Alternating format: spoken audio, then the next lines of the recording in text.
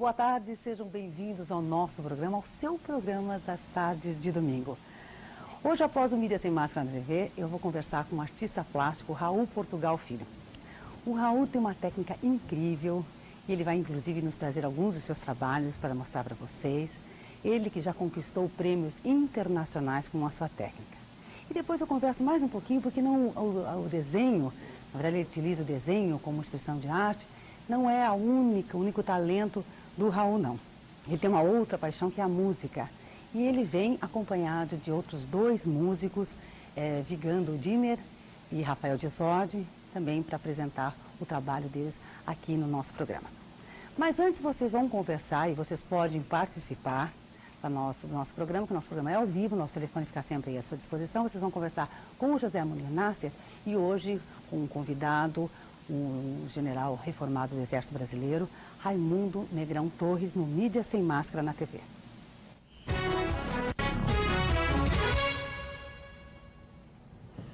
Muito bem, boa tarde a todos.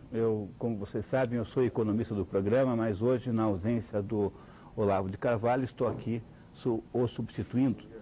E tenho um grande prazer de apresentar a vocês o general Raimundo Negrão Torres, uma das pessoas mais interessantes sob o ponto de vista da nossa perspectiva de provocações aqui no Paraná. O general Raimundo Negrão Torres é paraense de Belém, mas já está radicado em Curitiba desde 87. E ele, aí em Curitiba, tem uma intensíssima vida cultural. Ele é membro do Centro de Letras do Paraná, ele é membro da Academia Paranaense de Letras, na cadeira número 10, e ele é membro do Instituto Histórico e Geográfico do Paraná. O general Raimundo Negrão Torres escreveu 10 livros, quase todos eles com um foco semi-autobiográfico. O general, pelo fato de ter estado nas Forças Armadas durante toda a sua vida, foi acumulando uma enorme quantidade de importantes conclusões sobre a vida política brasileira do mundo contemporâneo, agora, recente. E o último livro que o general escreveu, está aqui comigo, chama-se Anos de Chumbo. É um livro em que ele faz uma série de considerações extraordinárias sobre os anos que procederam à Revolução de 64, que é um dos nossos temas principais hoje aqui no nosso programa Mídia Sem Máscara. Então eu queria, em primeiro lugar, dar aqui as boas-vindas a ele e começar dizendo uma coisa muito importante para o general, que é o seguinte: general, a impressão que se tem, quando se estuda um pouco de história do Paraná, é que o Paraná acabou ficando aí mais ou menos no metade do caminho de uma série de perturbações, conturbações, movimentos políticos extraordinários. Poucos paranaenses se dão conta disso. Quando você vai, por exemplo, para o norte do Paraná, pouquíssimas pessoas têm a menor ideia do que seja, por exemplo, a Revolução Federalista, o Cerco da Lapa. E eu queria muito que o general começasse a conversar conosco hoje, dando uma ideia da dimensão histórica do Paraná no contexto da política brasileira. General. Eu fico muito honrado com o convite que me fez o professor Olavo de Carvalho e para estar aqui nesse programa que eu considero da máxima importância, porque ele se dispõe a fazer uma das coisas mais sérias no Brasil, que é arrancar a máscara da nossa mídia. Realmente o professor tem razão. Poucas pessoas se dão conta da importância do Paraná nas crises brasileiras. Isso vem de longe. Quando o Império se via na ameaça de ver os farroupilhas do Rio Grande do Sul se aliarem aos liberais de São Paulo e Minas, foi com a cunha paranaense do Barão de Antonina que ele conseguiu evitar essa junção. Seria a República de Piratini, a República Juliana, o Paraná e o Império ficaria seriamente ameaçado. E com isso o Paraná inclusive ganhou a promessa da sua emancipação política, porque até aquela época era uma mera comarca de São Paulo. Isso já em tempo...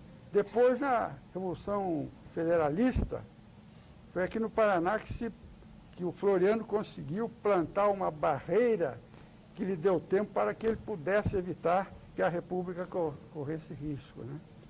Em 30, é uma coisa também que poucos paranenses conhecem, a Revolução de 30 não foi feita pelo Exército.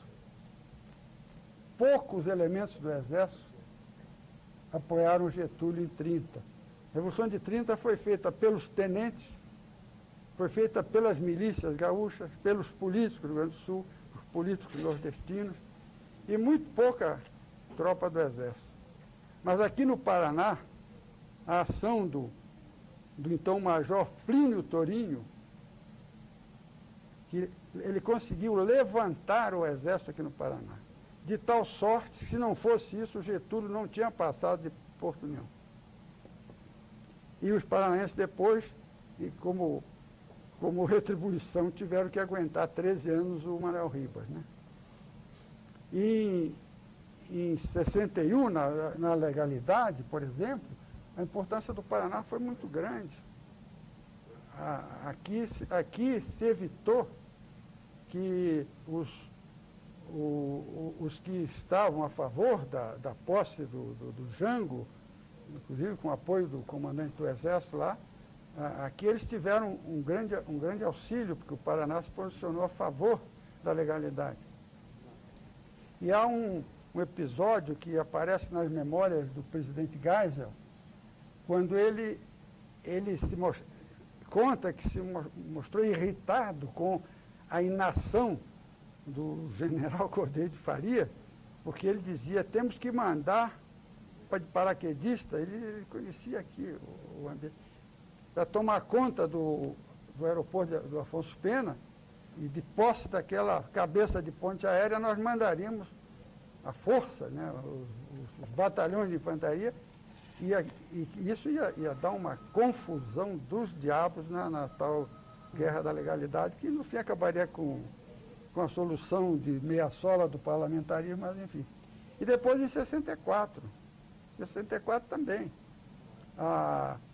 aqui a pronta adesão daqui do Paraná, o Ney Braga e o general Dario Coelho, é que deram a retaguarda para o general Cruel, que estava meio indeciso lá em São Paulo, para evitar o que poderia vir do Rio Grande, né? O Rio Grande é sempre uma dúvida. Então, o Paraná tem sido sempre uma espécie de fiel da balança nas crises nacionais. E, às vezes, isso não é reconhecido, né? Ou pelos historiadores ou pelos políticos, né? Uhum. Então, vamos falando do seu livro, né? Do livro que o senhor editou no ano passado, que é o Fascínio dos Anos de Chumbo, Golpe de 64, 40 anos depois. General, qual a sua intenção ao escrever esse livro? Bom, acontece o seguinte, houve o movimento de 64, que foi um movimento em que a sociedade bradou e moveu o exército legalista, porque o exército, em princípio, ele é legalista, a dar um basta, né? Aliás, a expressão é até de editoriais de jornais da época, um basta naquela anarquia e naquela possibilidade bastante palpável de que nós viéssemos a ter aqui um golpe que implantaria um regime bolchevista no Brasil. Bom, depois,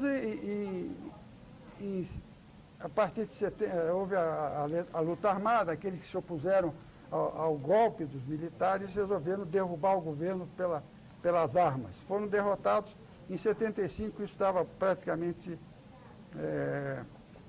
resolvido, com a derrota lá da guerrilha do Araguaia, em Xambioá. Em 79 veio a anistia. Bom, e a partir daí,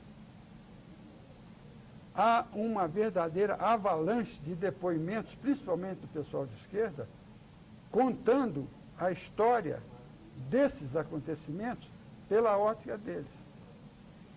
Eu peguei um livro desse sujeito que é secretário dos Direitos Humanos do atual governo, Nilmário Miranda, ele publicou um livro, Às Custas do Dinheiro dos Trabalhadores, na relação de livros da referência bibliográfica, eu contei mais de 120 livros escritos por comunistas ou gente de esquerda. Então, a esquerda, a partir de 79, com as franquias da anistia, com a abertura do gás, então, eles começaram a escrever adoidadamente, tentando explicar as suas derrotas, que vem desde 1935. E aí surgiu uma falácia, uma imensa empulhação, que, aliás, o professor Olavo de Carvalho, num artigo que ele escreveu no Globo, em 99, ele já mostra isso, que ao contrário do que é usual, a história de 64 e dos anos, do que eles chamam de anos de chumbo, passou a ser escrita pelos derrotados. Uhum. E um silêncio assim, impressionante, até cúmplice, da parte dos vencedores. E aí é uma explicação, porque na nossa ética militar, nós acreditávamos na anistia. Essa é a verdade. Nós achávamos que a anistia era para valer, como outras também foram para valer, e não foi. Uhum. E a partir daí, então, houve essa verdadeira avalanche de mentiras, de infâmias, né? A partir, desde os motivos para a deposição do Jango, teria sido obra do Pentágono, né? Coisa de idiotices desses jaez, né? E essa história é contada de maneira a mais falseada, a mais desavergonhada, né? Então, eu que já havia escrito um livro anterior, Os Anos de Chumbo, aliás, Nos Porões da Ditadura, até eu escrevo, já me esqueci, Nos Porões da Ditadura, eu resolvi refundir o que eu tinha escrito e atualizar, que vão surgindo coisas novas nesse livro, que é uma resposta. E os 3 últimos capítulos, por exemplo, nos 3 últimos capítulos, eu abordo uma das maiores mistificações, uma das maiores falsificações que apareceram nos últimos tempos, que são os livros com que o seu Hélio Gaspar ganha muito dinheiro. Certo. Agora, ele não é o principal culpado, e isso eu mostro no meu livro. A verdade é que o coronel Golbery, o próprio general Geisel e um salafrário que não anda por aí, Heitor da Aquino, eles entregaram material que não era deles, era do Estado, porque ali há documentos do Estado, para o Hélio Gaspar, que levou 18 anos procurando aquilo e publicou os livros, né?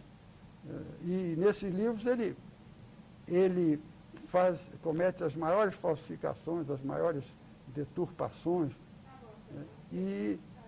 E é mais um capítulo daquilo que um ex-guerrilheiro, Alfredo Sirki, escreveu um livro muito interessante, Os Carbonários, que inclusive, numa ocasião, atraiu a atenção da Rede Globo. Logo depois que foi publicado, foi base para uma série, Os Anos Rebeldes, que eu assisti, e se eles podiam, né, vale a pena ver de novo, eles vão trazer de novo, que aí vai se ver que em nenhum momento daqueles vários capítulos é pronunciada a palavra comunismo ou comunista. E o Alfredo Sirki, o livro Os Carbonários, é um livro interessante, mostra a experiência dele. Ele participou do sequestro de 2 embaixadores, o alemão e o suíço, né? E ele, na edição que eu tenho do livro, ele fez uma autocrítica muito interessante, em que ele se surpreende, não entendo o fascínio que os anos de chumbo exercem sobre a mídia. Mas é que isso dá dinheiro, dá ibope, e atualmente está dando indenizações às custas do trabalhador brasileiro que vive morrendo de fome, vive morrendo nas filas do INPS. Pois é, e hoje outras obras são lançadas também exaltando os terroristas como se fossem heróis que lutavam pela liberdade, como recente Operação Araguaia, além da produção cinematográfica brasileira, né, que está quase totalmente voltada para esse tema. Como o senhor vê esse tipo de movimentação que apresenta um caráter nitidamente de doutrinação ideológica e deformação dos fatos históricos? Bom, aí a minha explicação, primeiro é para ganhar dinheiro, né? Uhum. E ganhar ibope. Os maiores apoiadores dessa coisa hoje são os filhos do homem cujo império se fez à sombra da ditadura, que é o senhor Roberto Marinho, né? E, então é para ganhar dinheiro. Mas há também aí uma parte que eu diria que é subliminar. A esquerda brasileira, os comunistas brasileiros, ainda não desistiram de fazer aqui o que eles chamam de a Revolução Brasileira, que não será mais marxista-leninista através da luta armada, como eles tentaram no passado, mas já de há algum tempo vem se caracterizando por uma orientação gramscista, baseado nas teorias de Antônio Gramsci, que, preso pelo Mussolini, ficou anos na prisão escrevendo os famosos casos do cárcere, em que ele, em vez desse enfrentamento, ele preconiza a guerra de movimento, o envolvimento. Então a sociedade vai ser dominada através, né, da deturpação, da destruição dos seus valores. Está lá no Gramsci. Modificar o senso comum. Uhum. Então, todas essas coisas concorrem para isso. Então, a Olga é uma heroína, né? A guerrilha do Araguaia é deturpada, completamente deturpada, né? São os patifes que foram aprender guerrilha lá. Aliás, não eram, estou sendo injusto com os rapazes, eram os pobres coitados iludidos por os velhos safados do PCdoB, que foram aprender guerrilha e mal lá na China, e vieram para cá e se meteram no mato lá, numa aventura amalucada, e depois, no fim, foram deixados ali, entregues à sorte deles, né? Então, agora essas coisas todas mantêm também em movimento uma outra grande roda, uma outra grande engrenagem, que é a desmoralização e a criação de perplexidades subjetivas dos militares brasileiros, que desde 35, em 64, em 70, né, a grande barreira para impedir que o Brasil fosse comunizado foram as Forças Armadas. Então, nesse envolvimento gramscista, nada melhor do que neutralizá-la. Criar dúvidas subjetivas nos seus quadros, seus oficiais, né? Essa falácia de legalidade, democracia, etc. E com isso, quando chegar o momento do grande golpe, né, do golpe final, previsto pelo Gramsci, então elas estarão neutralizadas. Pois é, mas como é que o senhor vê as consequências que podem decorrer disso em relação à formação dos jovens que não viveram, né? Não viveram naquele período, eles não sabem o que aconteceu realmente, né? Não.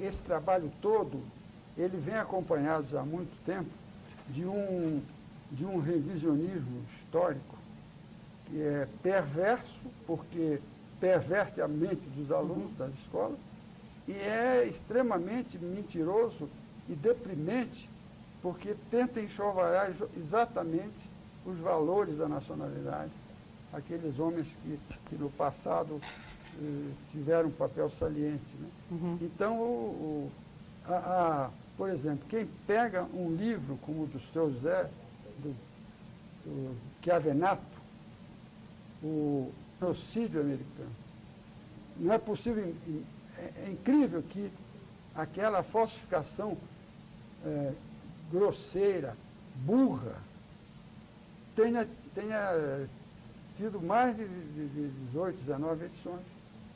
E é uma falsificação tremenda, um cinismo histórico impressionante. Felizmente, agora há pouco, um historiador sério, Francisco Doratiotto, escreveu um livro muito importante sobre a Guerra do Paraguai, Maldita Guerra. É um livro que vale a pena.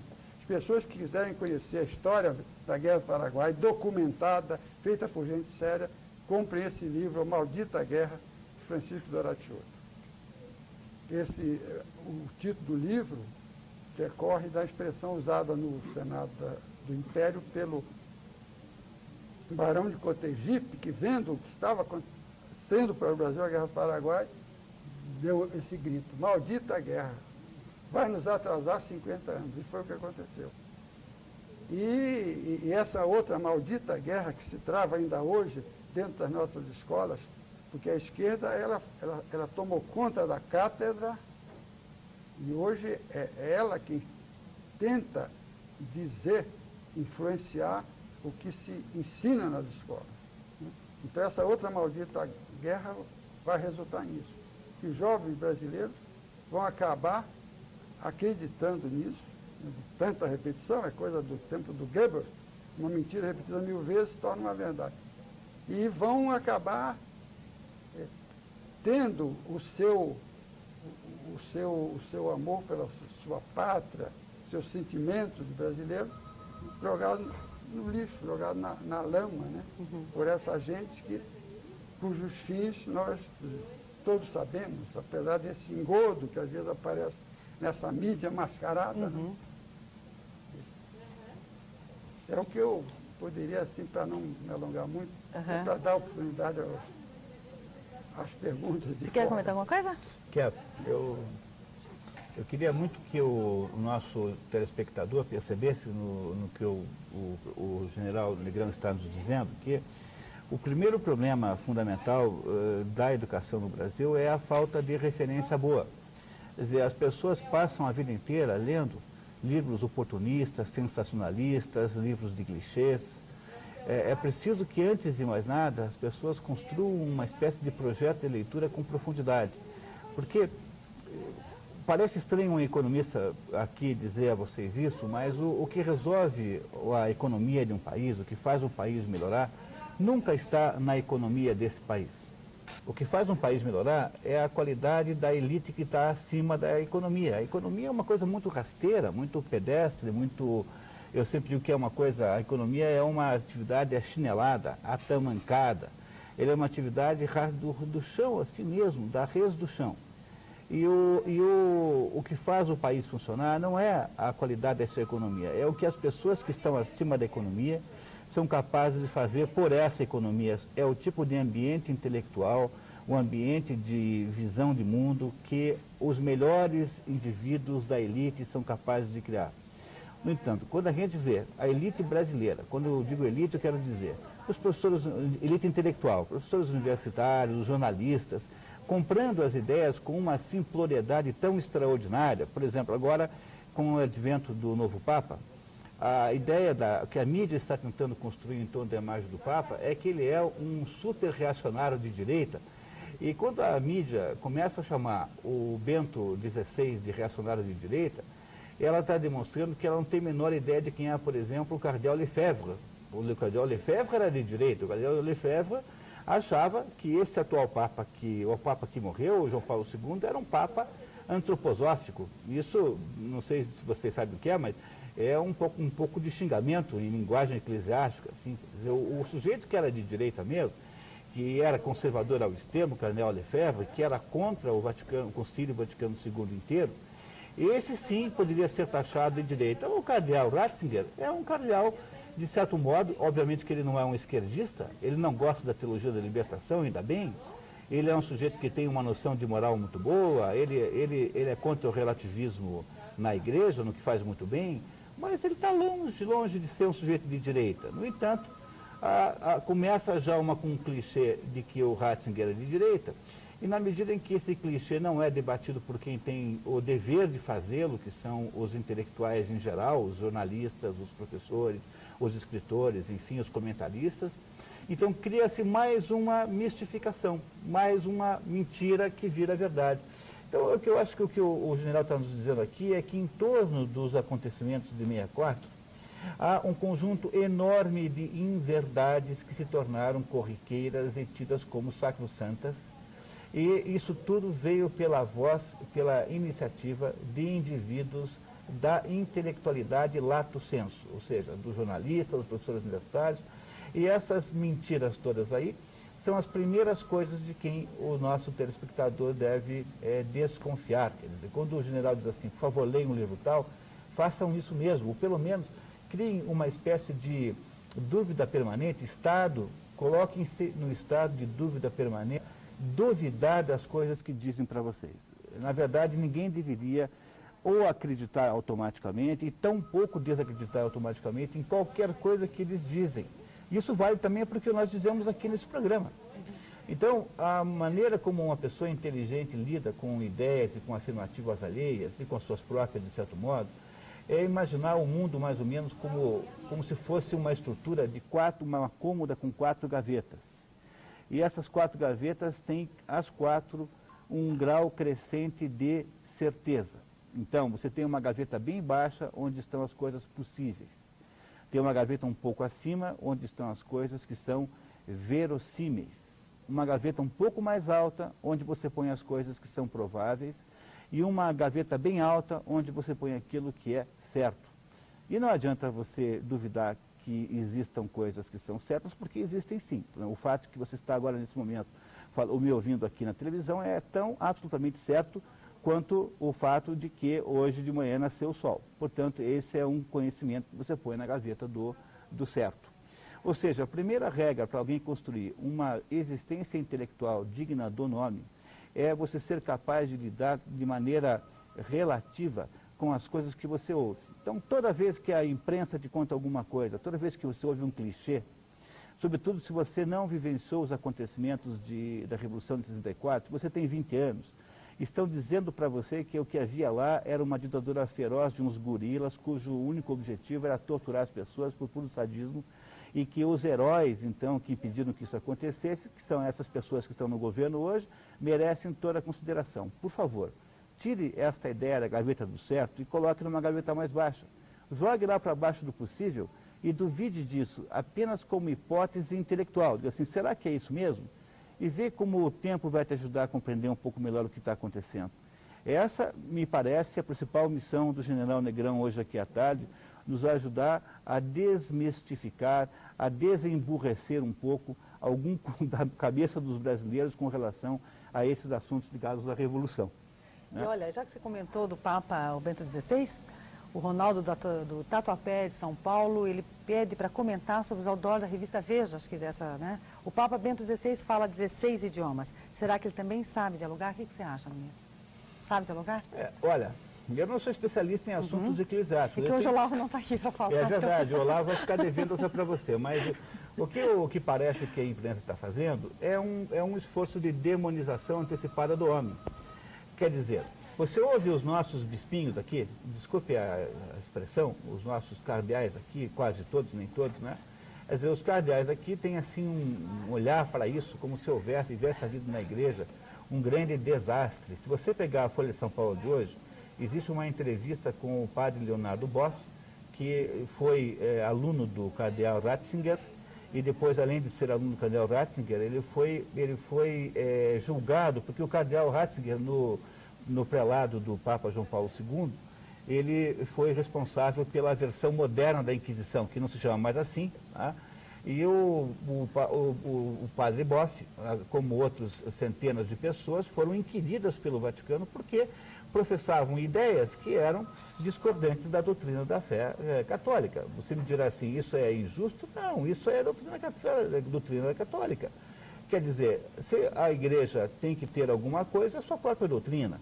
Ela tem pleno direito de pensar como quiser. E se alguém não está feliz com isso, ele não pode continuar duvidando disso ou debatendo isso em nome da própria Igreja Católica. Quer dizer, a Igreja Católica tem todo o direito de dirigir-se ao senhor Leonardo Boff e dizer assim, olha, por favor, você quando for declarar as coisas que você declara, você não pode mais fazer em nome da Igreja. Se você quer continuar na Igreja, então você está obrigado a um silêncio obsequioso de 1 ano, e que você não poderá dar declarações. Isso foi a enorme, incrível, horrorosa punição que sofreu o padre Leonardo Boff. Frei, né? Perdão. Imagine se isso é punição que se apresente. Quer dizer, é uma punição absolutamente delicada, diplomática, de gente que queria realmente preservá-lo de toda maneira, mas também que não acha bom que um determinado frade saia por aí dizendo as maiores barbaridades, fazendo as declarações mais absurdas. A Igreja Católica demorou 2000 anos para compreender mais ou menos o que é que deveria ter como centro doutrinário, e agora vem um padre analfabeto fazer uma porção de comentários em nome da Igreja, e com isso vai produzir aí essas revoluções, aí, esses distúrbios aí, vai colocar as pessoas em pé de guerra umas com as outras. Isso lá é a missão para algum ser cristão, em última análise?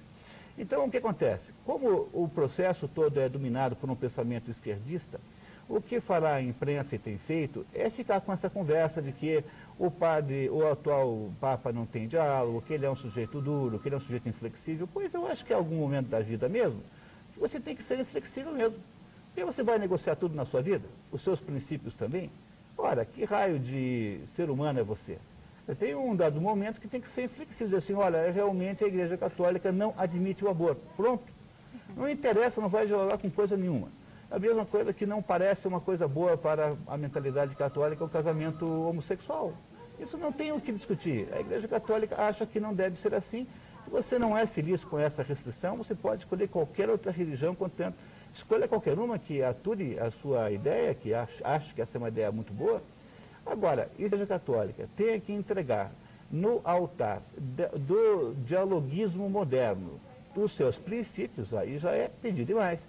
Quer dizer, o homem que está lá agora, o Joseph Ratzinger, ele é um homem que pelo menos tem a ideia de que os princípios da Igreja Católica são inegociáveis. Isso é uma coisa extraordinária.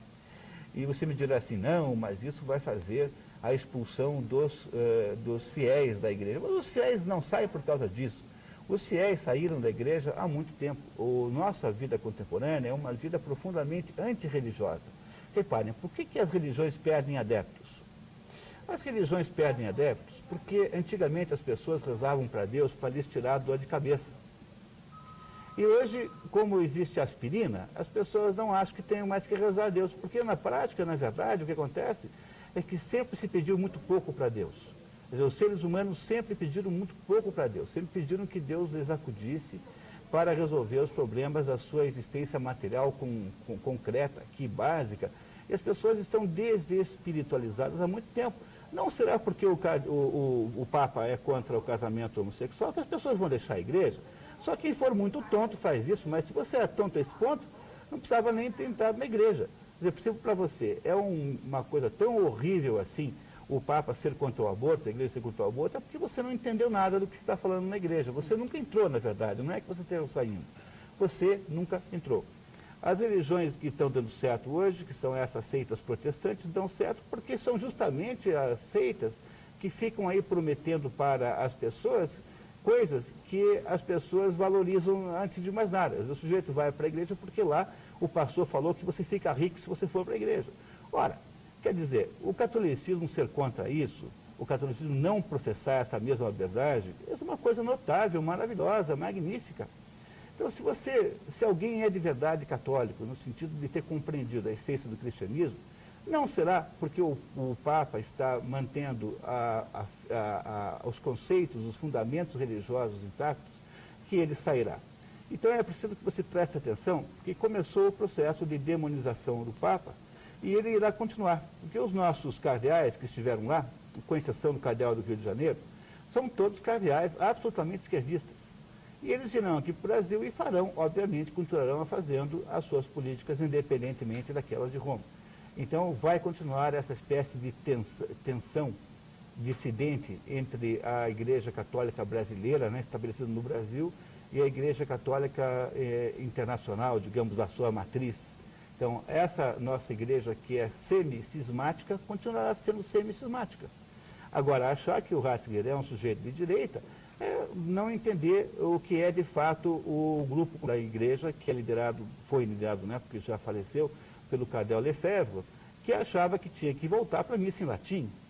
Quer dizer, o Ratzinger certamente não se oporá a essa missa meio circense que tem hoje, então vai continuar topando isso, mas não é de modo nenhum representante da direita. Mas como há um processo de demonização de tudo aquilo que parece ser conservador, então preparem-se porque este Papa será muito atacado pela imprensa em geral.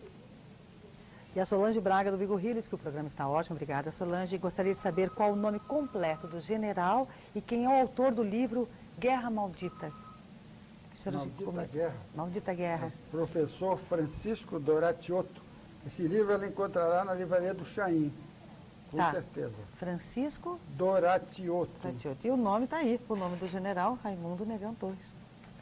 E o Oscar do Portão, ele pede para que o general comente por que as Forças Armadas não divulgam os nomes dos guerrilheiros do Araguaia, assim como os crimes por eles cometidos. Quais desses guerrilheiros estão hoje no poder?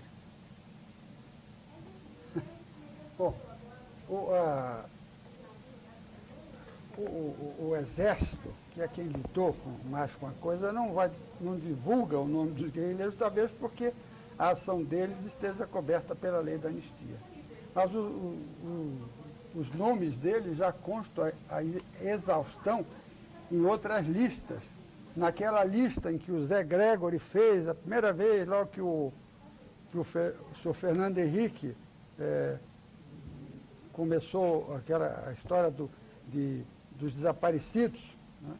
A lista dos desaparecidos, eles aparecem lá. E agora, se sabe, hoje em dia se sabe o nome de todos eles, né? E os últimos 51 que ficaram lá e que se recusaram à rendição e que tiveram que ser eliminados, né? Os nomes todos são conhecidos. Agora, daquele pessoal de lá, o único que está lá foi o José Genuíno, que era o guerrilheiro, o Geraldo, e que se entregou. Ele hoje diz que foi torturado, mas há testemunhos oficiais que estiveram lá, que hoje estão dando seus depoimentos, de que a atitude dele foi a mais tranquila, a mais passiva. Os detalhes todos da prisão dele, do objeto que ele guardava na mochila. Para ele é vantagem hoje dizer que foi torturado e foi vítima, mas é o que do pessoal que esteve. Há outras pessoas que escaparam, que saíram de lá voluntariamente, né, que atenderam à proposta de rendição, né, que estão, mas que eu saiba, no governo só da Argentina. E o senhor acredita que com a ascensão ao poder de um governo eminentemente de esquerda, formado por pessoas que naquela época pertenciam aos quadros de agremiações terroristas e comunistas, o Brasil caminha mesmo para uma ditadura do tipo ditadura cubana? Não. As pessoas estão sendo levadas, às vezes, a achar que a tomada do governo pelas esquerdas tenha começado com Lula. Não é verdade. Com a eleição Aliás, com a derrubada do Collor, porque a derrubada do Collor é um dos episódios que até hoje não se explicou direito. Quando houve a eleição, desculpa eu me estender um pouco mais, mas é para o telespectador compreender bem essa coisa que se passou no Brasil nos últimos anos. O Foro de São Paulo, que foi estabelecido naquela época, 1989, tinha determinado que o candidato das esquerdas latino-americanas no Brasil seria o senhor Luiz Lula da Silva. A alternativa que havia é que, em vez dele, ganhasse o Brizola, o que mais ou menos estava em casa, né? Bom, e aparece o jovem Collor, né? Como um furacão, né? Empolgando, né? Descalço, descamisado e tal, recebe o apoio do chefão da Globo e, de repente, dá essa zebra na eleição. Então, a partir dali, o trabalho da esquerda foi tentar derrubar o Collor. E, devido a erros do Collor e a imprudências dele, eles acabaram conseguindo, com o apoio dos descontentes, porque ninguém, o senhor Antônio Hermílio de Moraes, não poderia jamais ficar contente na hora que o presidente manda abrir a importação de cimento. E ele deixava de fazer aqui as suas trapaças. Quando o presidente disse que o carro nacional, em virtude da reserva de mercado, eram carroças. Né? Então, e aí várias coisas se aliaram para derrubar o jovem Collor, o caçador de marajás, essa história. E aí ele ajudou em muitas coisas e derrubou-se o Collor. E aí vem para o governo um vice-presidente, o senhor Itamar, que as pessoas talvez não se lembrem, mas o líder do Congresso era o senhor Roberto Freire, presidente do PCB. Presidente não, secretário-geral, porque eles não têm presidente. Então a esquerda, a partir daí, começou a trabalhar. Houve, né? Vem o Plano Real, o compromisso do Fernando Henrique com Lula no Foro de São Paulo é abandonado, ele assume o governo, mas com ele sobe a rampa do Planalto um aparatinique, né? Extraordinário, né? Nem de leve contrabalançado pelo pessoal que é dito de direita, né? Do PFL, seu Antônio Carlos Magalhães, seu Maciel e outros. Bom, e esse pessoal, então, começou a trabalhar pela esquerdização essa lei dos desaparecidos e essas indenizações são coisas do governo do senhor Fernando Henrique. É claro que agora o Lula, esse ministro da Justiça que ele tem, eles vamos dizer, transformaram a coisa num verdadeiro festival, né? Mas então essa coisa vem do Fernando Henrique, agora com o PT, né? Se agravou, só que o PT é extremamente burro em relação ao PSDB. O PT é um partido que tem 11 tendências, né? Que não se entendem, não pode governar o país. Agora, eu não acredito, talvez mais eu espere do que acreditar, que eles não consigam transformar. Porque o povo brasileiro já mostrou que ele, apesar das suas limitações, dos certos primarismos, ele é amante da liberdade. Isso é verdade. Né? Então, não acredito. Tipo cubano, não sei. Agora, se eles conseguirem neutralizar, porque a última barreira serão as Forças Armadas, sem dúvida. Mas não acredito. Tenho esperança que não acontecerá. Acho que você não deve esperar, de fato, a constituição aqui de uma sociedade socialista como a cubana, mesmo porque a cubana deve ser a última da sua espécie, né? A hora que o Fidel Castro morrer, o socialismo cubano não poderá continuar sendo do jeito que é hoje, ou seja, um socialismo baseado numa figura demagógica, carismática, né? Num sujeito que tem um poder assim de catarse com as multidões. Então, o que deve acontecer com Cuba é que a Cuba vai ficar mais parecido com o Brasil do que o Brasil com Cuba. Em que sentido? No sentido de que no Brasil já está funcionando a nova modalidade de socialismo, que é o socialismo neoliberal. Nós temos dito a vocês aqui, durante muitas oportunidades, que achar que neoliberalismo é igual a liberalismo é a mesma coisa que achar que o porco-espinho é uma espécie de porco. Quer dizer, neoliberalismo é a nova modalidade de socialismo.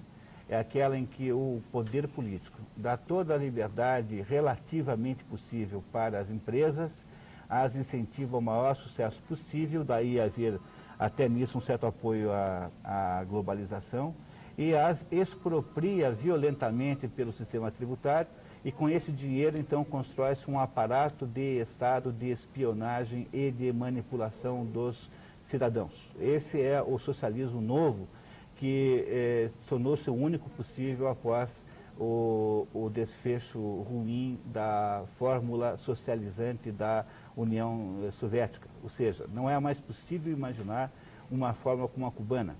Ao contrário, os cubanos parecerão cada vez mais com o Brasil, uma vez que o Fidel Castro tenha morrido.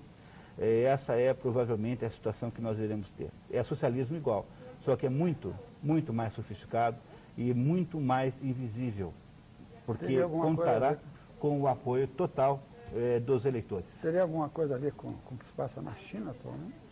A China é uma fórmula ainda intermediária muito grande, porque a China é um país hoje dominado pelo exército chinês, e na China criou-se uma forma de capitalismo em que o exército chinês é sócio, o exército propriamente dito, sócio dos capitalistas internacionais. Então o que acontece?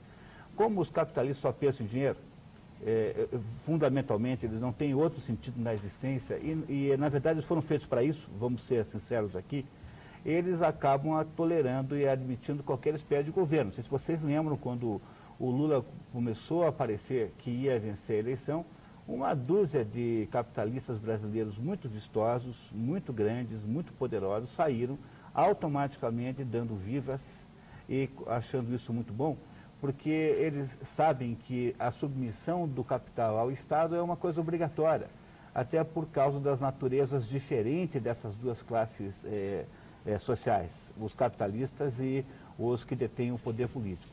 Então, na China acontece assim, eles têm uma forma capitalista em que o estrangeiro vai lá e tem que dividir o lucro com o exército, e o exército chinês fica cada vez mais poderoso, e hoje é o único exército com o poder militar de eventualmente criar uma espécie de détente com os Estados Unidos. A União Soviética, de certo modo, desistiu desse tipo de ação militar, de militarização do país, e o exército chinês, com o dinheiro dos capitalistas, esses capitalistas vão nos vender a corda com a qual nós os enforcaremos. E é mais ou menos uma sábia expressão, porque é assim, quer dizer, os capitalistas dão todo o seu dinheiro para os chineses pegam o resultado daquilo, vendem aqueles produtos no mundo inteiro e com o resultado daquele lucro, a China continua construindo um império que é o exército chinês, que é o único exército no mundo hoje, com o poder de contraposição militar aos Estados Unidos. Sob o ponto de vista de equilíbrio de forças internacionais, não deixa de ter algum valor. Mas, por outro lado, trata-se de uma potência ideológica, ou seja, uma potência que quer transformar todo mundo em servo de um regime, de uma burocracia estatal. Então, no caso da China, há uma fórmula muito específica de capitalismo, de socialismo e de capitalismo acontecendo nesse momento.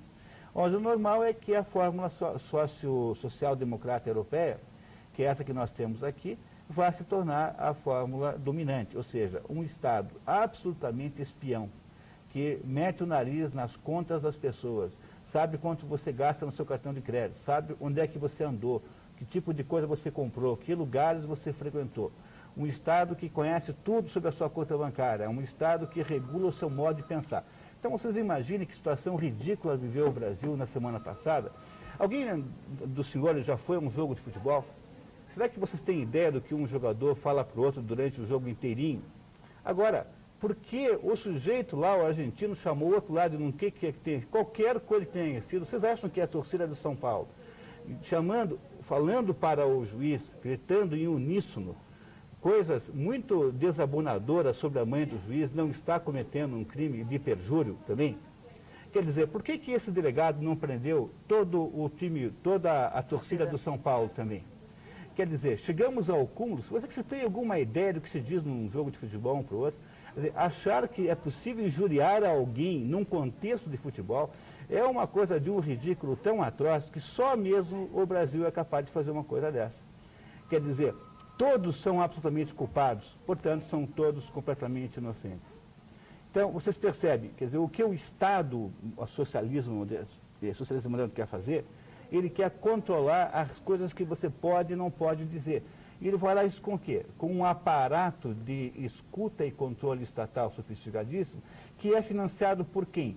Por esses empresários gananciosos só pensam em ganhar dinheiro e achando que, então, terão o seu direito de ganhar dinheiro garantido, farão qualquer submissão ao poder dessa gente. Esse é o socialismo moderno. Portanto, o Fidel Castro é uma espécie de dinossauro.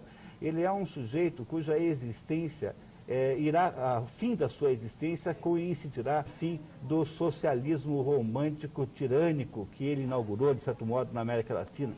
Então, não haverá ninguém mais significativo como Cuba, e Cuba será um socialismo padrão brasileiro, ou seja, social-democrata, que é um sistema anestesiado, hipnotizado, em que as pessoas não sabem que estão virando todas súditas do poder burocrático. Tenho duas aqui para você, sobre religião, tá? A Rosa do VV, do Munir, desaprova o senhor chamar todas as religiões evangélicas de seitas. Ela diz, sou da Igreja Batista e tenho uma religião sólida baseada na Bíblia. E o Marcelo Jardim das Américas, ele pergunta, Munir, onde está escrito que a igreja tem o poder de divulgar a palavra de Deus? Bom, então vamos lá. Então eu sou só católico, tá? Eu não sou teólogo. Em primeiro lugar, chamar alguma coisa de seita não é falar mal dessa coisa. Ser uma seita não é nenhum defeito. Seita não é uma palavra que tem uma conotação negativa em si. O que é uma seita? É uma espécie de afluente de uma grande religião. Veja, antes de haver qualquer uma das seitas protestantes, que começaram lá pelo século XIV, XV, nos países germanizados, né, os germânicos, eu acho que se os padres tivessem dado para Lutero um bispado naquela época, não tinha acontecido nada disso. Provavelmente teria sido melhor para o mundo. Mas o ser uma seita não implica em ser uma coisa ruim. Existem diversas seitas aí que seguramente têm muito valor. No entanto, é preciso que vocês saibam que o grande problema desta política de seitas, ou seja, quando você... O que faz Martinho Lutero? Martinho Lutero diz assim, olha, a religião é uma coisa pessoal. Cada um pode ter a sua. Cada um pode ter o seu modo de ver a religiosidade. Sabe qual é o mal que isso tem? Em primeiro lugar, isso propicia a proliferação de entidades, de agrupamentos de pessoas que nem sempre entenderam muito bem o que aconteceu. Reparem, o grande mérito de você pertencer a uma igreja tradicional como a católica, como também é o judaísmo, como também é o maometanismo, que são as religiões propriamente ditas, digamos assim, é que você entra de carona num corpo básico de conhecimentos que tem uma espécie de triagem e seleção de 2000 anos. Bom, na hora em que você resolve criar sua própria religião, que é o que faz o sujeito da seita, você resolve que você vai fazer sua própria igreja. Então você pega a Bíblia, que está ali, e na Bíblia, certamente, para responder a segunda pergunta, não diz que o catolicismo é a única religião, mas ali diz que Jesus Cristo disse que sobre Pedro construiria a sua igreja. Ou seja, há ali seguramente uma indicação de que Jesus Cristo teria desejado que se construísse uma igreja para os cristãos, esta igreja que perfaz, que significa, que se transforma no corpo místico de Jesus Cristo. Pois esta ideia que Pedro é o começo da igreja está na Bíblia sim. Mas, por outro lado, eu não acho errado você imaginar que pudesse haver outras igrejas, e certamente essas igrejas protestantes mais antigas são, de certo modo, muito honradas e têm muito sentido e muito valor, não tenho a menor dúvida disso. Não gostaria que você achasse que eu as critiquei. O problema central é que quando você vai iniciar a sua própria igreja, e hoje em dia não é que o sujeito inicia a sua própria igreja tentando criar uma igreja cristã. O sujeito pega um pedaço de budismo, um pedaço de cristianismo, um pedaço de maometanismo, um pedaço de não sei o quê, um pedaço do grupo Bahá'í e faz uma espécie de pupurri religioso que ninguém é capaz de entender, nem muito menos ele que inventou. Então é assim, por que a gente tem que ficar procurando essas abordagens novas, quando na verdade é melhor se você pudesse prestar atenção naquilo que tem 2000 anos de competência? Porque se faz 2000 anos que é um corpo de conhecimento estabelecido, isso deve ter algum valor em si. Ora, quando você permite que qualquer pessoa faça a sua própria religião, o sujeito começa a interpretar a Bíblia e ele começa do zero. Embora tenha 2000 anos, vocês acham que foi fácil chegar a esse corpo de conhecimentos que há hoje? Por exemplo, durante uma enorme quantidade de tempo havia uma dúvida sobre se Jesus Cristo era Deus ou se Jesus Cristo era um profeta, ou um homem iluminado, um homem tocado por Deus. A decisão desse dilema durou, o nome disso chama-se heresia ariana, do Ariano, um bispo lá da África, de Hipona. Essa encrenca sobre a verdadeira natureza de Jesus Cristo durou séculos para ser resolvida. Bom, então o problema das pessoas que começam a montar seitas é que elas têm que começar a entender tudo de novo. Será que elas serão capazes?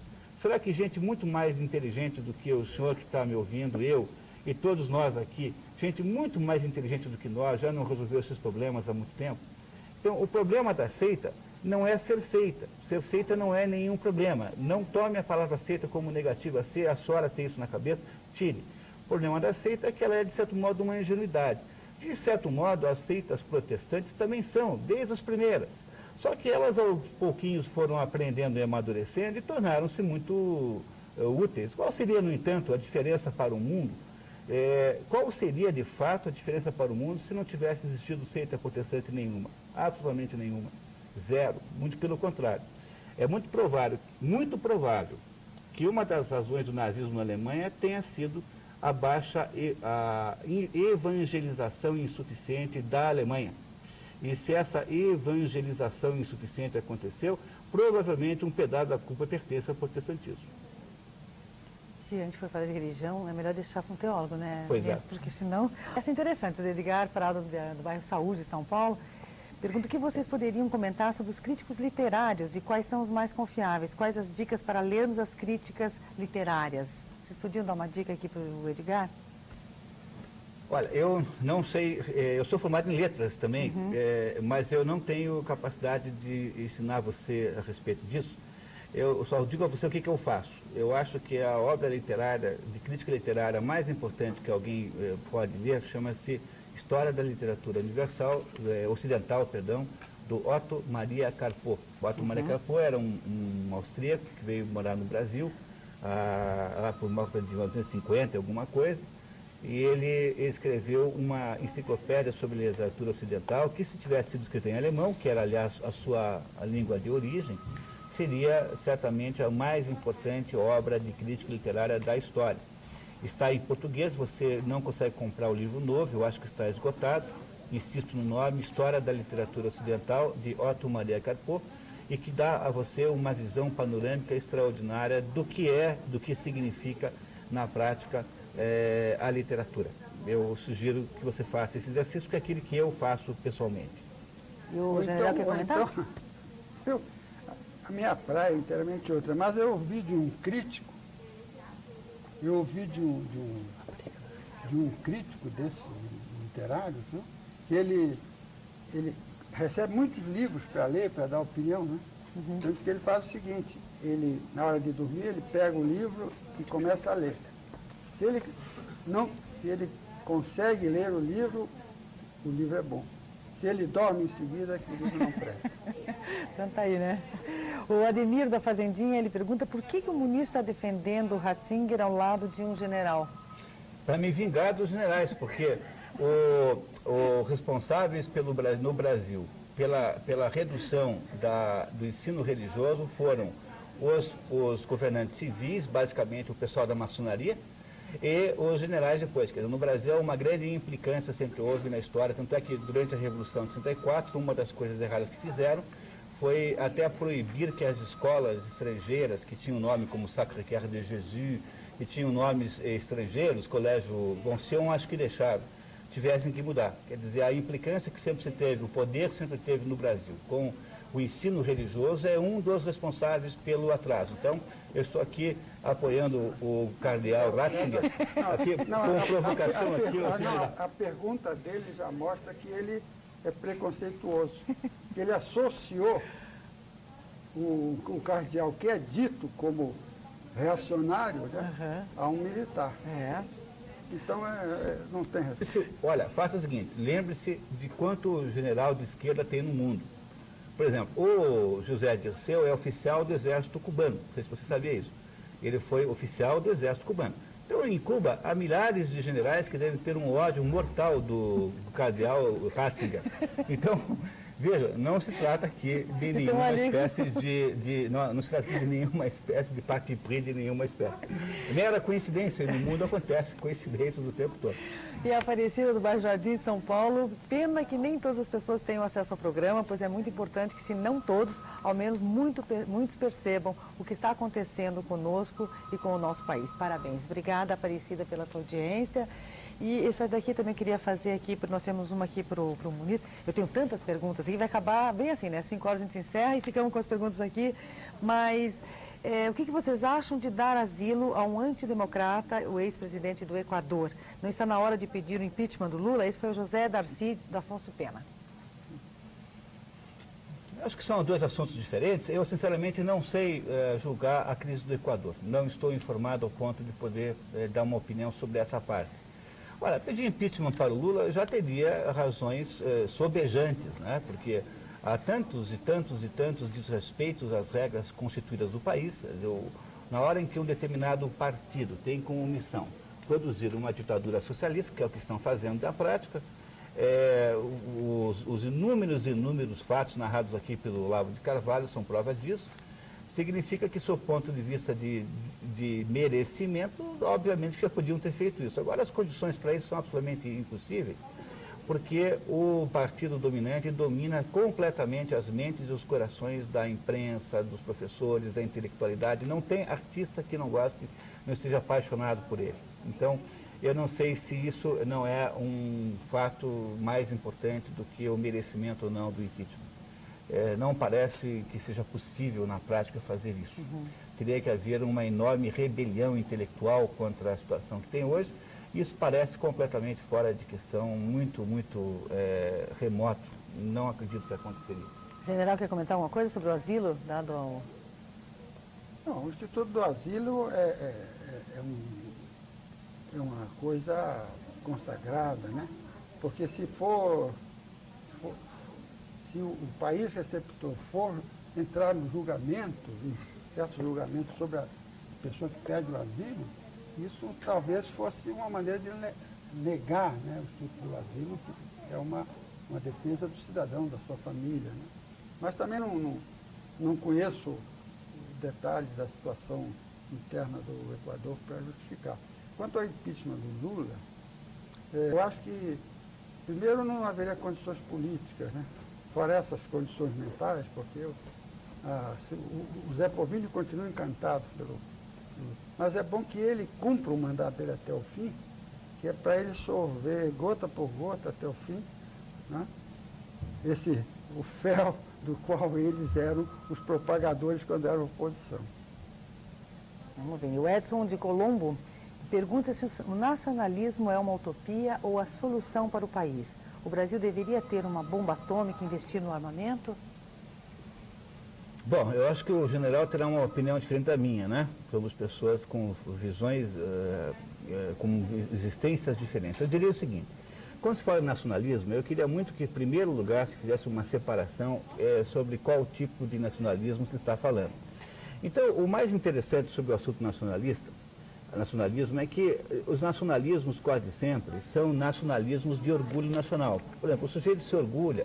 Você pergunta para um alemão por que ele gosta de ser alemão, ele diz, porque a Alemanha produziu metade da filosofia, porque a Alemanha tem os melhores músicos eruditos do mundo, escreveu quase toda a música germânica, porque a Alemanha produz as melhores máquinas. Você daí passa para um italiano e pergunta assim, por que você gosta de ser italiano? E os italianos dizem assim, não, eu gosto de ser italiano porque a Itália tem o melhor design do planeta, porque a Itália fez metade da pintura. Você vai para a Espanha, eles dizem que gostam de ser espanhóis porque eles conquistaram a América, porque eles têm outra metade da pintura deles, metade da Itália, metade da Espanha. Aí você vai a Portugal e pergunta por que eles se orgulham de ser portugueses, eles dirão, é porque o pequeníssimo Portugal produziu o maior de todos os feitos de navegações transoceânicas do mundo. Ou seja, esses nacionalismos todos são baseados numa espécie de admiração que o indivíduo tem pelos feitos e coisas notáveis que a sua sociedade, o seu país produziu. Aqui no Brasil, o nacionalismo em contra disso é um nacionalismo de perdas no lugar de ser um nacionalismo de ganhos. Quer dizer, o sujeito é nacionalismo porque tem medo que lhe roubem a Amazônia, que lhe roubem os minerais, que lhe roubem isso, que lhe roubem aquilo, que lhe movem os ovos de passarinho e não sei o quê, e as ervas. Quer dizer, o nosso nacionalismo, em vez de ser um nacionalismo de ganhos, é um nacionalismo de perdas. Eu acho que esse é o primeiro grande problema que os brasileiros precisam resolver antes de começarem a entrar no assunto nacionalismo. Então, eu queria dizer só sobre esse assunto, esse ponto, que o nosso telespectador meditasse nesse fato. Quer dizer, por que é que o Brasil não consegue ter um nacionalismo de ganhos? Agora, você me dirá assim, não, mas ele tem. Quando ele fala das suas façanhas futebolísticas e carnavalescas. Bom, eu diria assim, aí então, embora nós estejamos acertando no vetor, quer dizer, vetorialmente estejamos certos, na verdade nós estamos errando na altura da curva. Porque achar que um país de 180 milhões de habitantes, como nós, sem nenhuma catástrofe, com um enorme de um território, que é 2 vezes maior do que a Europa sem a Rússia, só consegue fazer um carnavalzinho em Michuruca, e ganhar um jogo de futebol, que convenhamos, embora seja interessante, é um assunto absolutamente medíocre, sob o ponto de vista do gradiente de valores humanos. Então, o Brasil precisa, antes de ficar discutindo nacionalismo, é preciso que nós conseguíssemos fazer uma vintena de façanhas, como, por exemplo, nós fizemos na soja. O Brasil é o maior exportador de soja do mundo. Essa façanha é muito, muito, muito melhor do que o Carnaval do Rio de Janeiro com o da Bahia juntos, que se pulverizam antes da grandiosidade dessa façanha. Então, o Brasil precisaria criar 20 outras façanhas como essa, ou 30 façanhas como essa, para começar a poder sentir o que é nacionalismo de verdade, ou seja, aquele orgulho incrível de você pertencer a um determinado lugar. E não esse medo irracional que nós temos, que nos levem às coisas, que é a base do nosso nacionalismo, em contradisso aí por aí nas esquinas e becos. E olha, o Vicente do Bigorrilho, ele pede para repetir o nome do livro do General Negrão, a editora, e onde é possível encontrá-lo, General. Então, o livro é esse último, né? Você já escreveu vários livros. É Fascínio dos Anos de Chumbo. O senhor mostra lá para aquela câmera, só para aquela câmera, o Luiz vai dar detalhe. Fascínio dos Anos de Chumbo pode ser encontrado... Na Livraria do Chaim. Livraria do Chaim, tá. E a editora qual é? É a Editora do Chaim. Tá, então a editora do Chaim, na Livraria do Chaim, o livro, então, do General Raimundo. Aí aqui, pro General e pro Munir, Luiz Carlos Cascatinha, comentar sobre a expulsão dos médicos cubanos em Tocantins e a sua volta, o retorno, né, a Cuba, né? Será que que essa união entre o Estado de Tocantins e o país de Cuba não tem nada demais? Eu, sinceramente, não tenho meios de responder a isso. General, qual é a sua visão? Bom, eu vou dar a opinião do que eu li na imprensa. Os médicos cubanos, e há muitos brasileiros que estão lá estudando, eles não têm a mesma qualificação que é exigida dos médicos brasileiros. Então, o caso lá do Tocantins, o Conselho de Medicina lá entrou com uma ação na Justiça, alegando exatamente isso, a falta de registro de diploma, porque os diplomas não podem ser registrados aqui, porque os médicos lá são formados de uma maneira inteiramente diferente e deficiente. Então, houve isso. Agora, o que estranho é que o juiz lá do Tocantins deu a liminar e o tribunal lá em cima, para mim deu uma decisão política, né? Para fazer um agrado nas barbas do Fidel Castro. Agora, muitos brasileiros que estão estudando medicina em Cuba estão enfrentando ao voltar esse problema. Correm o risco de não poder exercer a medicina no Brasil, porque não tem qualificação ao nível do que as associações médicas brasileiras exigem. E a Luciane do Bom Retiro, ela diz que estão gostando muito do programa e aproveito para exteriorizar minha opinião, já que somente as reclamações são feitas mais facilmente. Gosto muito dos comentários do senhor Munir e gostaria de saber se ele tem algum livro lançado. Fala aí, Munir, do teu livro. Pois é. Tá, então você tem 2 livros, um chamado Economia do Mais, que é uma teoria de desenvolvimento contemporâneo. Você encontra em Curitiba, na Livraria do Chaim e na Livraria Guerreiro. E há um livro novo que sai agora essa semana, novo em folha, chamado O Brasil que Deu Certo, a Saga da Soja Brasileira, que eu assino junto com o Gilberto Zancopé, que é uma análise de como foi que o Brasil conseguiu este milagre, que não foi milagre nenhum, foi a associação entre a capacidade de trabalho do agricultor brasileiro, extraordinária, gente que o governo esqueceu e não atrapalhou, mais a capacidade brasileira de produzir plantas, ou seja, a nossa competência fitotécnica, e a alma grande de algumas autoridades, de alguns grandes ministros da agricultura, que ajudaram e não atrapalharam, saíram da frente. Então, quando você analisa essas 3 coisas, toda vez que no Brasil deixam as pessoas trabalharem e não amolam, toda vez que não ficam colocando obstáculos, não ficam criando vergonhosas exigências para depois vender mais vergonhosas ainda indulgências e facilidades, o Brasil faz coisas notáveis. Nós poderíamos ter o PIB da Itália, pelo menos hoje, se fôssemos capazes de aplicar o que aconteceu na soja, aquilo em tudo que se faz no Brasil, em qualquer assunto, desde a contenção da criminalidade, até qualquer coisa que você possa imaginar, até a mais avançada pesquisa científica brasileira. Então, esse livro que sai agora essa semana, também pode ser encontrado no Chaim e na Livraria Guerreiro, chama-se O Brasil que Deu Certo, a saga da soja brasileira. Nesse segundo livro, eu assino junto com o Gilberto Zancopé, José Munir Nasser e Gilberto Zancopé. E também nesses mesmos 2 pontos de venda você encontra a economia do mais, que é uma teoria sobre desenvolvimento contemporâneo, que poderia dar resultados extraordinários para enriquecer o Brasil. E o Henrique do Batel, ele pergunta, Muniz, se você concorda com livrarias como a do Chaim, vendo livros de Hitler, Minha Luta, que é um livro racista. Esse é um problema grave, né? Porque você nunca deve esquecer que o livreiro é um empresário. O Chaim até que não é um exemplo muito bom, porque não sei se vocês lembram que quando houve a edição do livro da Zélia, que foi ministro da Fazenda, ele se recusou a vender. Saiu em toda a imprensa nacional um livreiro que disse que não venderia um determinado livro. Porque ele achou, olha, esse livro aqui é um negócio tão indecente, quer dizer, é tão absurdo o que a ministra fez que eu não vou vender isso. Então o Chaim ainda é o tipo de livreiro capaz de tomar medidas assim de natureza drástica. Assim. Agora é claro que você está interpondo aqui agora uma espécie de restrição moral à venda de alguns livros. Olha, é muito difícil. É muito difícil.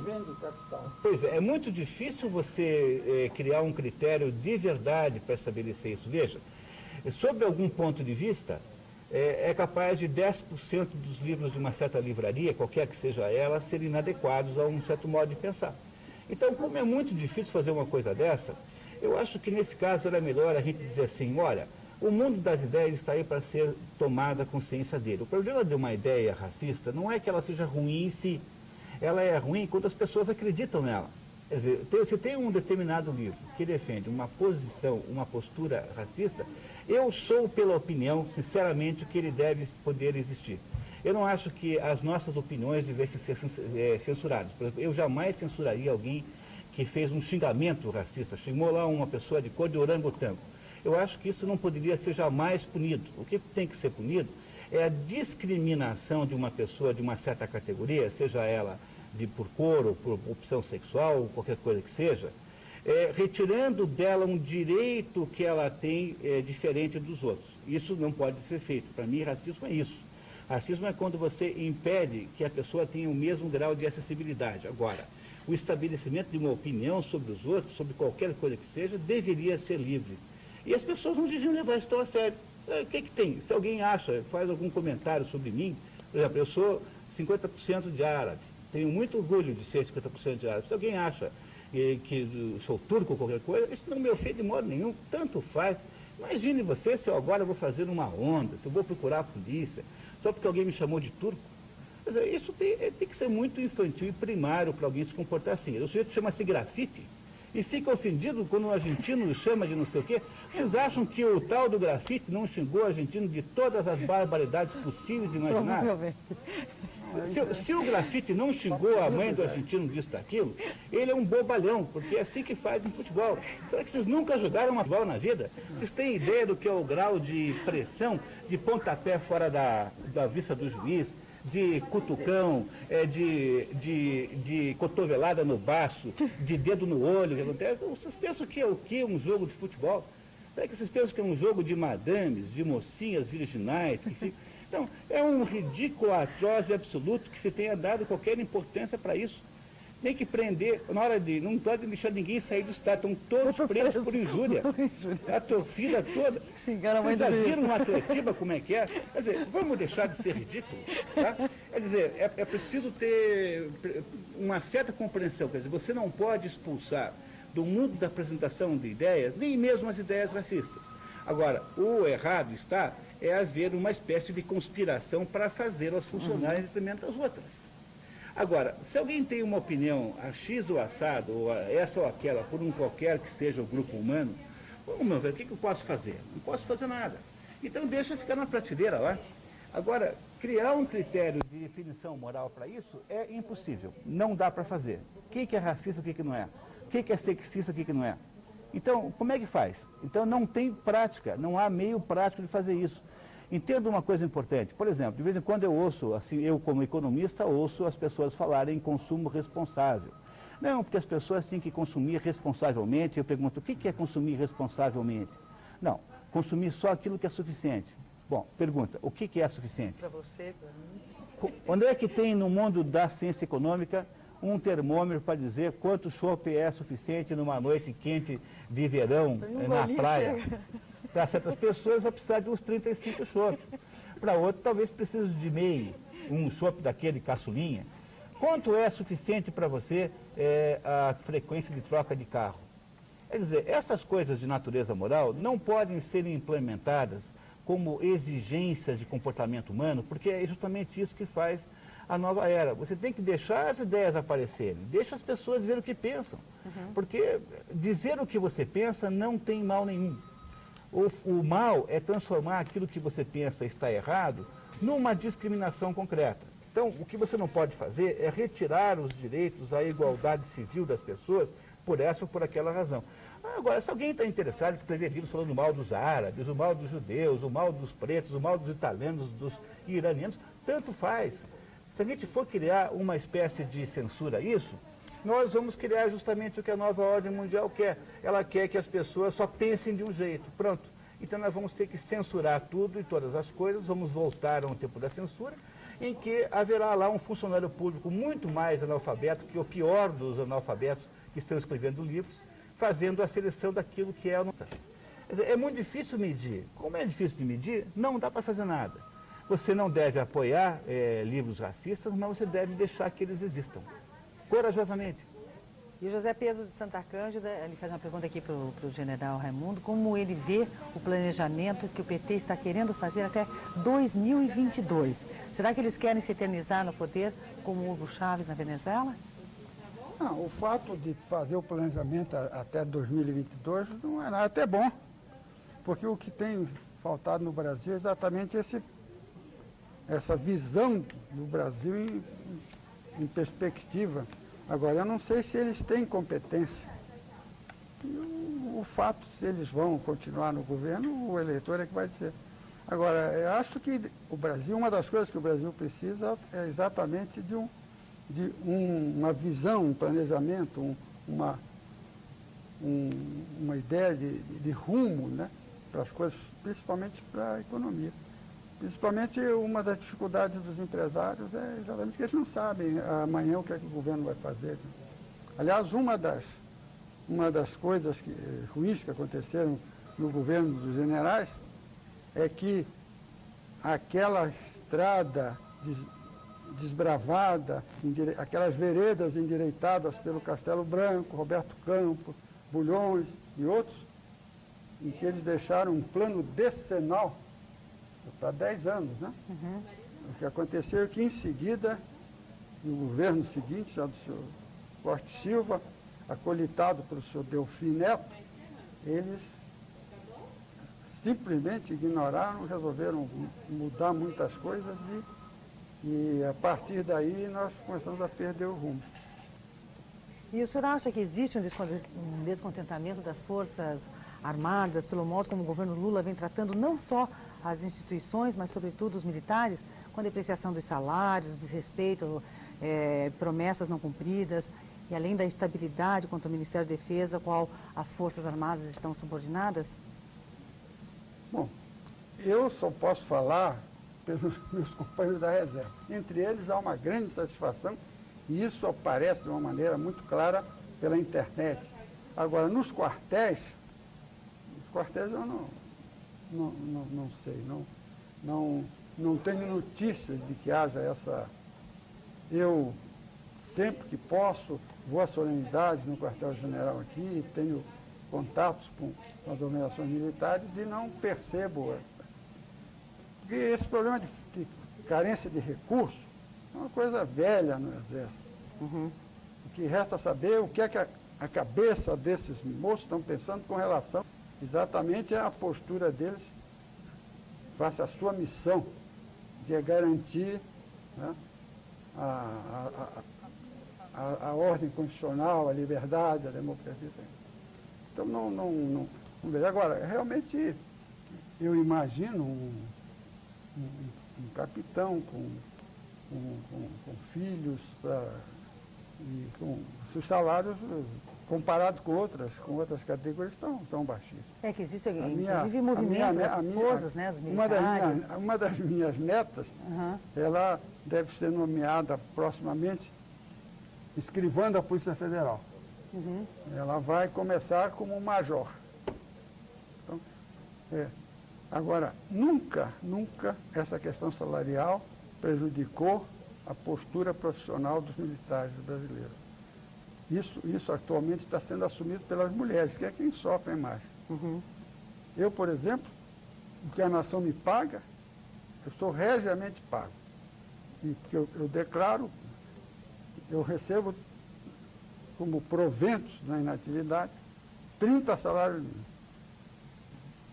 Agora, isso é a metade do que recebe um desembargador do Estado do Paraná. Isso é ridículo em relação ao que recebem outras categorias. Então, o meu inconformismo é mais exatamente nessas disparidades, essas aberrações que há no serviço público, né? E esse empreguismo desavergonhado que o PT implantou. É o que eu poderia responder para a Quer pessoa. comentar alguma coisa sobre isso, Maneiro? Não? Nós temos aqui para você. Lembra que você comentou sobre a religião protestante e o nazismo? O Atílio da Vila Áurea pergunta para você comentar sobre essa relação que você falou, a religião protestante e o nazismo, para ele não ficou muito claro, ficou um pouco confuso. Eu quis dizer o seguinte, é muito difícil entender como é que um povo tão civilizado quanto o povo alemão recebe. Percebo que quando o nazismo acontece na Alemanha, imagine você a quantidade de contribuições civilizatórias que a Alemanha tinha feito.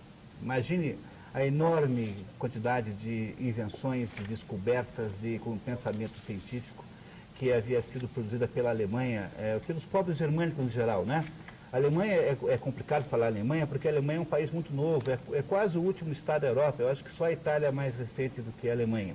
Então, os países germânicos que pegam a Suíça inteira, os povos germânicos, né? Pegam uma boa parte, pegam a Áustria, a Alemanha, uma boa parte da antiga da Tchecoslováquia atual, uma boa parte da Polônia, um pedaço da Polônia de cultura alemã, toda aquela região da Alsácia e Lorena da França, ou seja, os povos alemães, germânicos, fizeram uma contribuição civilizatória enorme. No entanto, como foi possível que um povo tenha produzido um movimento tão absurdamente cruel como o nazismo? Essa é uma das coisas mais intrigantes da história. Como foi possível um povo com esse grau de civilização produzir o nazismo? E quando você vai estudar, não há muito consenso não, sabe? De modo geral, dá-se para esse assunto explicações econômicas. Foi a Primeira Guerra Mundial que gerou a Segunda, o Lord Keynes escreveu, quando obrigou-se a Alemanha a submeter-se a reparações incrivelmente absurdas e injustas depois da Primeira Guerra Mundial, o Lord Keynes escreveu um livro chamado As Consequências Econômicas da Paz, em que ele previa que a Alemanha ia novamente à guerra, que de fato aconteceu. Bom, então, podemos voltar um pouquinho mais para trás, como foi possível ter havido a Primeira Guerra Mundial, mas quando você olha para a Segunda Guerra Mundial, como foi possível ter havido, dentro de um contexto militar, que poderia ser só a guerra, uma perseguição tão extraordinária a indivíduos pelas suas diferenças raciais, por exemplo?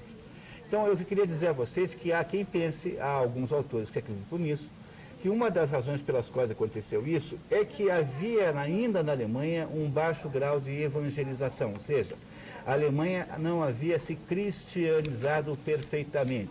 E eu, como sou um católico, assim, vocês devem ter reparado que eu sou um católico bem animado como católico, eu queria dizer a vocês que eu acho que essa teoria tem um certo sentido.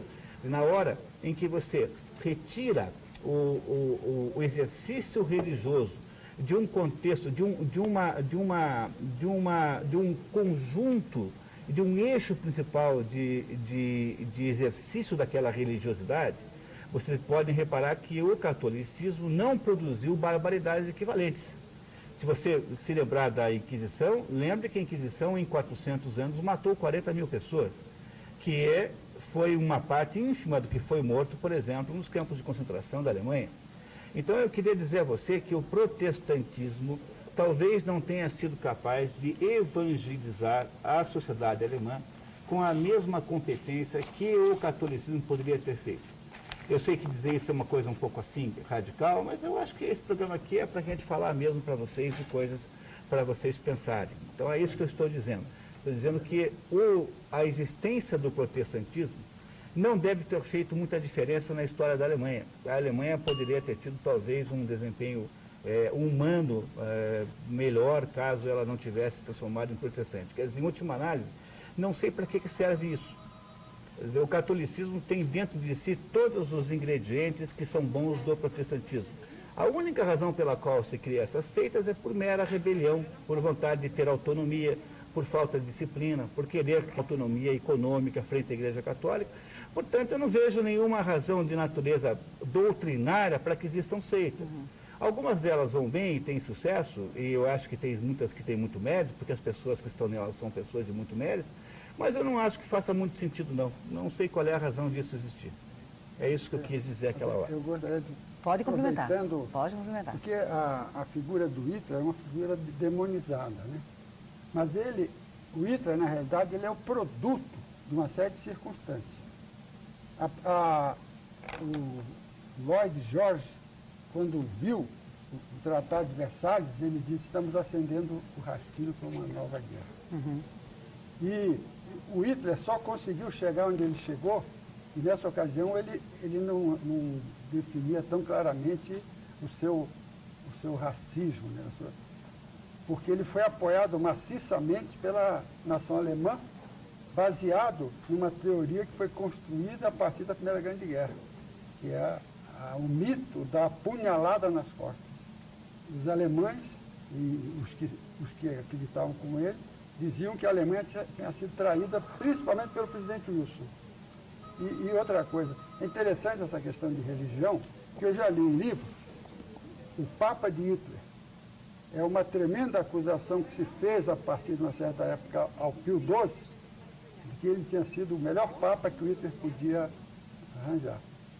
E eles acusam o Papa de não ter feito com que os católicos alemães reagissem contra o Hitler. Olha, se os protestantes, a maioria, não reagiram, por que os católicos não reagiram, que eram minoria? E há uma série de inverdades e injustiças a respeito da participação do Pio XII. Né? Eu acho que ele foi incorretamente acusado, mas já foi reabilitado. Hoje ninguém mais acredita que o Pio XII tenha sido parceiro do nazismo, seja incentivador. Não foi de modo nenhum. Vamos ser justos, não é verdade. Foi outra calúnia que se põe contra a Igreja Católica, que, aliás, é uma igreja muito caluniada, né? Quer dizer, a ideia que se produz hoje no cinema americano, todo filme americano tem agora um padre pedófilo, como se os padres fossem pedófilos obrigatoriamente, como se não fosse uma exceção e não a regra. Olha, nós temos acho que 2 minutinhos, se não me engano, para o encerramento, mas acho que a última pergunta, então, para o general. Pois não, general? Bom, faça a pergunta. E aquelas que eu não puder responder, se tiver o número do telefone de quem perguntou, não tem, mas de repente o senhor volta aqui para responder. Para o cidadão e não tem o número do telefone, mas eu gostaria de saber com o senhor, como que o senhor vê a aproximação do governo Lula com o presidente Hugo Chávez e da pretensão de uma união das Forças Armadas da América do Sul? Isso não seria o fim das nossas Forças Armadas? Não, isso há uma certa mitologia em torno disso, né? As nossas Forças Armadas, elas, apesar de todas as dificuldades, elas têm atualmente uma estrutura e uma doutrina e uma postura que não vai ser afetada por isso, não. E essa ideia de Forças Armadas Sul-Americanas, isso é uma bruta balela.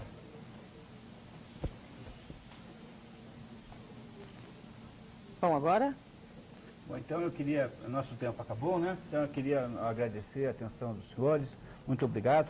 Em nome do Olavo de Carvalho, que não está aqui presente hoje, está viajando, ficamos muito felizes. Agradecer sobretudo aqui ao general Negrão, que é uma pessoa extraordinária, que tem muito a nos ajudar e a nos ensinar. Muito obrigado e até domingo que vem.